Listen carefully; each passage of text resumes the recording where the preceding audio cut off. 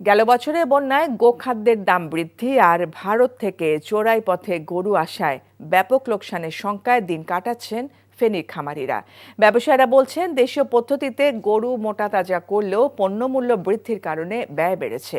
আর অবৈধভাবে ভারতীয় গরু প্রবেশ বন্ধে সীমান্তে নজরদারি বাড়ানো হয়েছে বলছে বিজিবি। ফেনী থেকে ওসমান হারুন মাহমুদের পাঠানো রিপোর্ট। ঈদুল আজহাকে ঘিরে কুরবানির পশুর পরিচর্যায় ব্যস্ত সময় পার করছেন খামারিরা। খামারে শাহিওয়াল, ফিজিয়ান, নভরেজিয়ান রেড, নেপালি ষাঁড়, সাদা বোল্ডার ও দেশি বলদ সহ বিভিন্ন জাতের গরুর পাশাপাশি মহিষ, ছাগল ও ভেড়া প্রস্তুত করছেন তারা। এসব পশু লালন পালনে দেশীয় খড়, চালের কুড়া, খৈল, ভুসি, কাঁচা ঘাস খাইয়ে মোটা তাজা করছেন। এই ঈদে জামা জুতো অ্যাক্সেসরিজের ডিসকাউন্ট। তবে খামারি ও ব্যবসায়ীরা বলছেন, গেল বছরের বন্যায় গোখাদ্যের দাম বেড়েছে।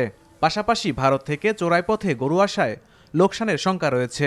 আমাদের সীমান্ত যদি বন্ধ থাকে তাহলে আমরা আমাদের মতো আরো যারা খামারি আছে সবাই আশা করি লাভবান বা লাভের মুখ দেখবে। প্রতিদিন 10টা বাজে গোসল করাই আর ডেলি 3 বার খানা দিই। আমাদের বাচ্চার মতো লালন পালন করি।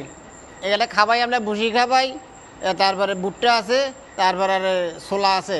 খাদ্যের দাম যেভাবে বৃদ্ধি পাইছে, খাদ্যের দামের কারণে আমরা গরু আমার কিছু ঘাস করছি, ঘাস লাগাইছি, ঘাস খাওয়াইতেছি, খড় খাওয়াইতেছি। প্রাণী সম্পদ বিভাগের তথ্য মতে জেলায় কোরবানির পশুর চাহিদা রয়েছে ৮২,৩36টি। ফেনী জেলাতে মোট ৫,০০০-এর অধিক খামারি এই গরু মোটা তাজাকরণ এবং কোরবানির পশু উৎপাদনে জড়িত ছিল। আমরা আশা করছি তাদের এই উৎপাদিত পশু দিয়েই ফেনী জেলার মানুষ আগামী কোরবানিটা সম্পন্ন করতে পারবে। সীমান্ত পথে অবৈধভাবে গরু চোরাচালান বন্ধ করতে বিজিবি সচেষ্ট রয়েছে বলে জানান এই কর্মকর্তা। কোনোভাবেই যেন ভারতীয় গরু প্রবেশ করতে না পারে। আমরা এই ব্যাপারে অত্যন্ত শক্ত অবস্থানে আছি। গত 2 মাসে আমরা প্রায় 26 লক্ষ টাকার গরু সীমান্ত এলাকা বিভিন্ন স্থানে থেকে অবৈধভাবে যাদেরকে নিয়ে এসেছিল সেগুলি জব্দ করেছি।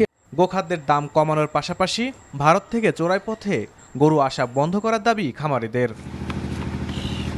NTV news desk. এই ঈদে জামা জুতো অ্যাক্সেসরিজের ডিসকাউন্ট।